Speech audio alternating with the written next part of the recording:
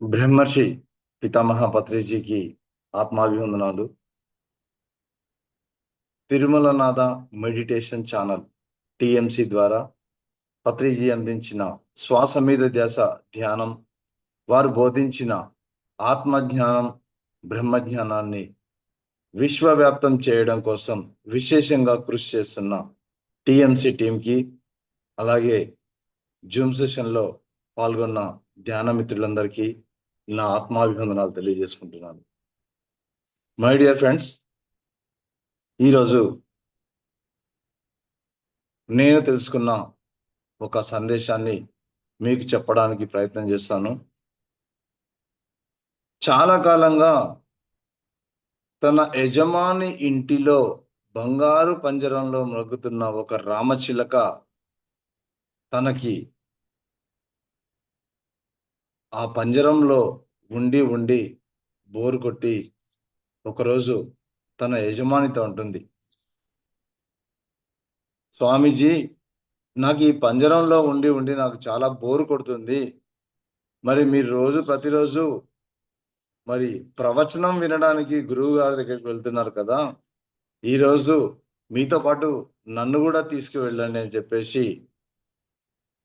ఆ రామచిలుక చిలక పలుకులతో మరి ముద్దు ముద్దుగా యజమానిని బ్రతిమాలుతుంది.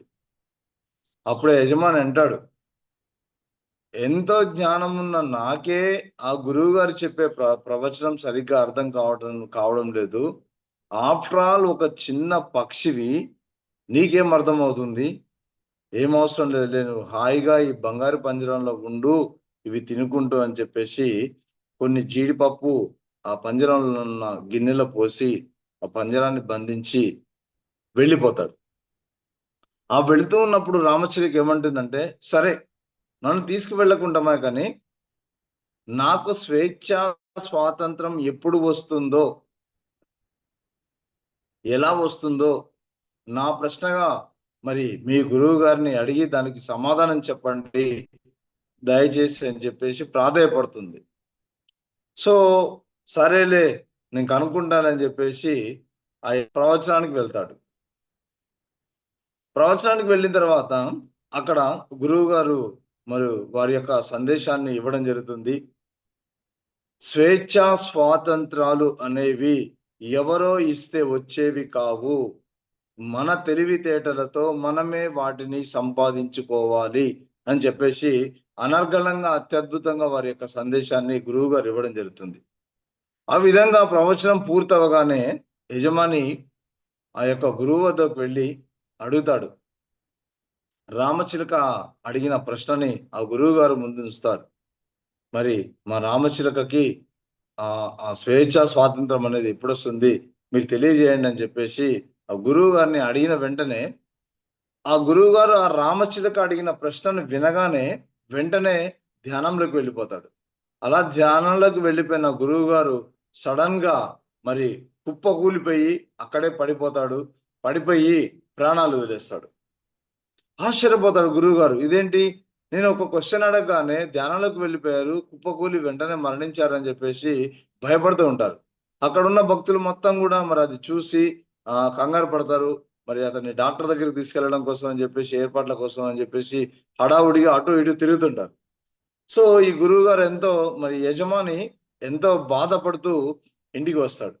ఇంటికి వచ్చిన తర్వాత రామచిలుకతో చెప్తాడు, నువ్వు అడిగిన ప్రశ్నను గురువు గారిని అడిగాను నేను, మరి వారు ఏం సమాధానం చెప్పకుండానే మరి ఉన్న బలంగా కుప్పకూలిపోయి ప్రాణాలు వదిలేశారు అని చెప్పేసి ఎంతో బాధతో ఆ యజమాని రామచిలుకకు చెప్తుంటాడు. ఇదంతా వింటున్న రామచిలుక వెంటనే అది కూడా ఆ గురువు గారు ఏ విధంగా అయితే కుప్పకూలిపోయి ప్రాణాలు వదిలేశారో, రామచిలుక కూడా అదే విధంగా మరి తన యొక్క రెక్కలని టపటపటపట అని చెప్పేసి ఆడిస్తూ వెంటనే కుప్పకూలిపోయే పంజరంలోనే రామచిలుక ప్రాణాలు వదిలిపెట్టేస్తుంది. ఆశ్చర్యపోతాడు యజమాని, అరే అదేంటి, ఇప్పటి వరకు బాగానే ఉంది కదా రామచిలుక, ఏమైంది ఇంతలో అని చెప్పేసి ఆ పంజరాన్ని ఓపెన్ చేసి ఆ రామచిలుకను తన చేతితో బయటికి తీసి ఆ పక్కనే ఉన్న బల్ల మీద పెడతాడు. పెట్టి మరి ఎంతో బాధతో ఏడుస్తూ ఎంతో అల్లారు ముద్దుగా నేను పెంచుకున్నాను ఈ రామచిలుకని, ఈ విధంగా అయిపోయిందని చెప్పేసి అంటుండగానే వెంటనే ఆ రామచిలక మేల్కొని తన యొక్క రెక్కలని టపటపటపలా ఆడించుకుంటూ మరి ఆ బయటికి వెళ్ళిపోయి ఆ ఆకాశంలోకి ఎగిరిపోతుంది. ఆ స్వేచ్ఛా స్వాతంత్రాలు వచ్చి ఆకాశంలోకి ఎగిరిపోతుంది.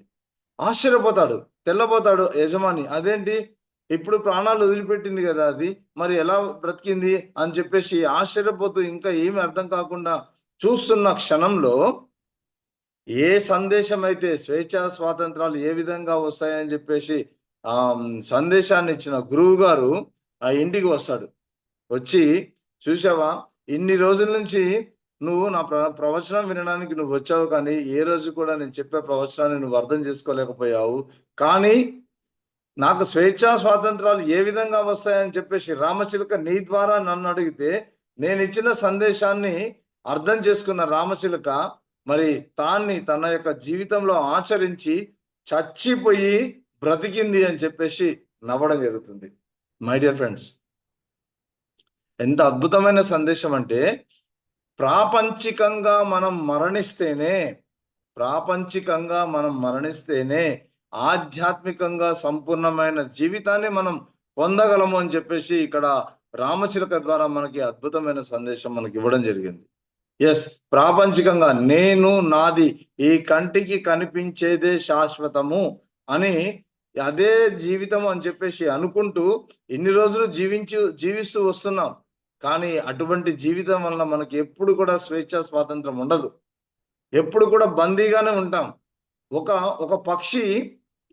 ఒక పక్షికి ఒక మాంసం ముక్క దొరుకుతుంది. ఆ మాంసం ముక్క దొరికినప్పుడు ఆ పక్షి ఏం చేస్తుందంటే ఆ మాంసం ముక్కను తీసుకొని ఎక్కడైనా ఒక చెట్టు మీద కూర్చొని హాయిగా ప్రశాంతంగా దాన్ని తిందామని చెప్పేసి ఆ మాంసం ముక్క తీసుకొని బయలుదేరుతుంది.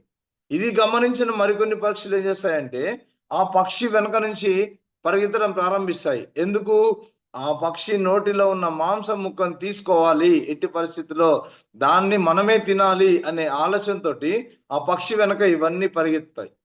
ఇది ఏం చేస్తుంది? ఈ పక్షి వాటన్నింటిని ఇదేంది ఏదైనా ఒక చెట్టు మీద కూర్చొని ప్రశాంతంగా తినాలనే ఆలోచనతో అది ఉంది. కానీ వెనక ఈ పక్షులన్నీ వస్తున్నది గమనించిన తర్వాత వాటి నుంచి తప్పించుకోవడం కోసం ఎంత పెద్ద పెద్ద కొండలకి లోయలకి అక్కడ ఇక్కడ ఎగరాల్సి వస్తుంది, ఆయాసపడుతుంది, ఎంతో ప్రయాసపడుతుంది. విధి లేక ఆ పక్షుల నుంచి తట్టుకోలేక చివరికి మరి దీనికి అంతటికీ కారణం ఈ మాంసం ముఖ్య కదా, మళ్ళీ నేను దీన్ని సంపాదించుకోగలను, ఎందుకు దీనికోసం ఇంత ఆయాసపడ్డామని చెప్పేసి ఆ మాంసం ముక్కను వదిలేస్తుంది. ఎప్పుడైతే మాంసం ముక్కను వదిలేస్తుందో ఆ పక్షి ఈ వెనక నుంచి వచ్చే పక్షులన్నీ కూడా ఈ పక్షిని వదిలేసి ఆ మాంసం ముక్క వైపు పరిగెత్తాయి. అప్పుడు ఇది వెళ్ళి ప్రశాంతంగా చెట్టు మీద కూర్చొని హాయిగా ప్రశాంతంగా ఉంటుంది. అప్పుడు అర్థమవుతుంది, ఓహో ఏదైనా కానీ మనం పట్టుకోకూడదు, అన్నింటినీ వదిలేయాలి. ఎప్పుడైనా ఎక్కడైనా ఏది అవసరం వస్తే అది పట్టుకోవాలి, అవసరం లేనప్పుడు వదిలేయాలి. అది బంధమైనా సరే ఇంకేదైనా సరే అటువంటి బంధాలను మనం వదిలించుకుంటే తప్ప మనం ప్రశాంతంగా జీవించలేమని చెప్పేసి ఆ పక్షి ద్వారా మనకు సందేశం అందించడం జరుగుతుంది. At the same time my dear friends, మనం ఆత్మ యొక్క అనుభవాలను పొందడానికి దిగి వచ్చిన మానవులము కాదు, మానవుని అనుభవాలను పొందడానికి దిగి వచ్చిన ఆత్మలము అని ఒక ఫ్రెంచ్ తత్వవేత్త మరి అందించారు. ఒక అద్భుతమైన సందేశం అందించారని చెప్పేసి పత్రిజీ మనకు చెప్పడం జరిగింది. ఈ సందేశాలను మొత్తం కూడా మనం అర్థం చేసుకొని మన జీవితంలో ఒక రామచిలకలాగా ఒక సద్గురువు అందించిన జ్ఞానాన్ని మన జీవితంలో మనం ఆచరించినప్పుడు మనం ఒక ఆత్మగా ఏ విధంగా అయితే కిందికి వచ్చినామో అదే విధంగా మనం ఆ స్వేచ్ఛా స్వాతంత్రాలతో జీవించగలమని చెప్పేసి మనకి అర్థం చేసుకోవచ్చు. దీనిని బేసిక్ గా తీసుకొని ప్రేమ్నాథ్ సార్ ఒక సందర్భంలో అద్భుతమైన సందేశం ఇచ్చారు. ఏంటంటే దిగి వచ్చిన దేవతలారా దిగజారి వెళ్ళకండి, ఎదిగి వెళ్ళండి అని చెప్పేసి ప్రేమ్నాథ్ సార్ అద్భుతమైన సందేశం ఇచ్చారు. మై డియర్ ఫ్రెండ్స్, మనందరం కూడా మరి ఈ మానవ అనుభవాలను పొందడానికి వచ్చిన ఆత్మస్వరూపులము. ప్రతి క్షణం ఆ ఎరుకతో ఉండాలి అంటే పత్రిజీ అందించిన శ్వాస మీద ధ్యానం చేయాలి. వారు అందించిన ఆత్మజ్ఞానం బ్రహ్మజ్ఞానాన్ని త్రికరణ శుద్ధితో మన జీవితంలో ఆచరించినప్పుడు మాత్రమే మనం దిగజారకుండా ఎదిగి మళ్ళీ మన స్వస్థలమైన పూర్ణాత్మ స్థితికి వెళ్ళగలుగుతామని చెప్పేసి పత్రిజీ మనకు అందించిన సందేశం. సో ఇంతటి అద్భుతమైన అవకాశాన్ని అందించినందుకు మీ అందరికీ నా ఆత్మాభివందనాలు తెలియజేసుకుంటున్నాను. Thank you so much. Wonderful, బాగుంది, సూపర్. నిత్య Thank you, జీవితంలో sir. జరిగే సంఘటనలన్నీ చెప్తున్నారు. Thank you sir. Thank you. బాగుంది సార్. దీనికి పేరేం పెట్టమంటారు? దిగజారి వచ్చిన దిగి వచ్చిన దేవతలారా, దిగజారి వెళ్ళకండి, ఎదిగి వెళ్ళండి. ఓకే. ఎందుకంటే ఎవరు బిడ్డను కంటారో వాళ్ళే పేరు పెట్టాలి. వేరే వాళ్ళు పెడితే జాతకదు.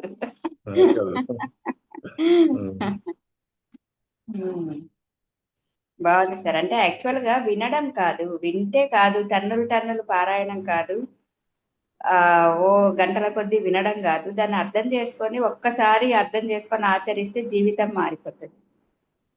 ఆయన ఎన్నో సంవత్సరాల నుంచి వింటున్నప్పటికీ కూడా వింటున్నారు అంతే. మనలో చాలా మంది 80% వాళ్ళు చేస్తున్న మిస్టేక్ అదే. ఏంటంటే ధ్యానం చేస్తున్నారు, వింటున్నారు, బుక్స్ చదువుతున్నారు, కానీ దాన్ని జీవితంలో అన్వయించుకోవట్లేదు. జీవితంలో ఎప్పుడైతే మీరు ఆ ధ్యానం అనేది 1 గంట చేసి, 1 గంట పుస్తకాలు చదివి, 1 గంట వినేసి మళ్ళీ మామూలు జీవితం జీవిస్తున్నాం, అలా కాదు. ధ్యాన జీవితము అంటే చదివిన దాన్ని జీవితంలోకి అన్వయించుకొని జీవించినప్పుడే మార్పులు వస్తాయి. Thank you sir. Thank you. అదే చెప్పారు ఆదిశంకరాచార్యులు. ప్రతిరోజు మనల్ని మనం విచారణ చేసుకోవాలి. మనం ఏం సాధన చేస్తున్నాము, ఏం జ్ఞానం పొందాము, పొందిన జ్ఞానం మనకు అర్థమైందా లేదా, అర్థమైన దాన్ని మనం ఆచరిస్తున్నామా లేదా, that is the most important. మనం ఎన్ని గంటలు ధ్యానం చేశామా, ఎన్ని జూమ్ లో ఎన్ని క్లాసులు విన్నామా, ఇట్స్ నథింగ్. ఎంత ఆచరించాము అనేదే ముఖ్యం, ఇంపార్టెంట్. అది ఆచరించిన దాన్ని కూడా ప్రతిరోజు మనకి మనం విశ్లేషించుకోవాలంట. ఇది ఆదిశంకరాచార్యులు ఇచ్చిన అద్భుతమైన సందేశం. అప్పుడు మాత్రమే మనం ఏ స్థితిలో ఉన్నాం అనేది మనకు అర్థమవుతుంది. మనకు అర్థం. ఎస్.